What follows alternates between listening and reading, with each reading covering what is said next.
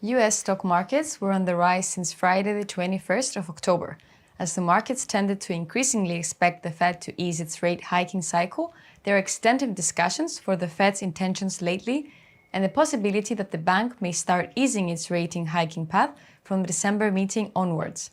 The debate is hot, and it was characteristic that Minneapolis Fed President Neil Kashkari stated that the bank may have to raise its interest rate above 4.75% in order to curb inflationary pressures. On the other hand, St. Louis Fed President Bullard stated that the bank may have to end the front-loading of its hike, implying a shift in the coming year with more rate hikes still possible yet, at a correction mode and of a smaller size. It should be noted that economists seem to consider Fed policymakers as viewing inflation currently as a lesser problem than initially thought and are suggesting that the Fed may proceed with a 50 basis point rate hike in the December meeting, a view that seems to be shared also by the market partially, as Fed fund futures seem to provide a split to probability of nearly 50-50 currently for a 50 or 75 basis point rate hike, while bets that in the November meeting the bank will proceed with a 75 basis point rate hike. Market worries for inflationary pressures remain present among market participants and may still keep the USD at relatively high levels. Hence, we would note that the release of the core PCE price index, the Fed's favorite inflation metric, and should the growth rate accelerate further, we may see the USD getting additional support, as it would imply the extension of the Fed's hawkish stance.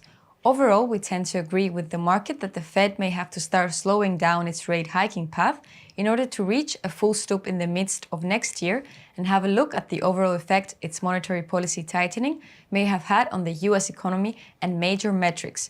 On the other hand, also worries for a possible recession in the US economy are extensive. Thus, the US GDP advance rate for Q3 is expected to be closely watched. Should the market's expectation for the Fed to ease its monetary policy tightening pace extend, we may see the risk on sentiment of the markets rising and US stock markets with it. On the other hand, we have to note that US stock markets are trying to navigate for direction through the Fed's intention but also the earnings releases for Q3. It should be noted that mega-cap tech companies were in the sides of the media, as earnings releases tended to disappoint somewhat. It was characteristic that some disappointment was caused by Alphabet's undershooting the market's expectation regarding the EPS and revenue figure for Q3. The issue may have an adverse effect on big tech companies even without having reported below expectation figures. For example, we note that Microsoft's figures were better than expected, but nevertheless its share price tended to suffer. For today, we note the release of Meta's earnings report for Q3. Besides the actual figures, which are to play a key role for the share price direction, we also note that investors seem to be frustrated by the cash outflows for the Meta project and at the same time the lack of progress and gains. Other than that, we would highlight the release of Amazon's and Apple's earnings releases for Q3, which could affect the tech sector. On the other news, it seems that Elon Musk is determined to proceed with the acquisition of Twitter. The multi-billionaire informed CEO investors committed to help fund the $44 billion deal that he plans to close his buyout of the social media company by Friday.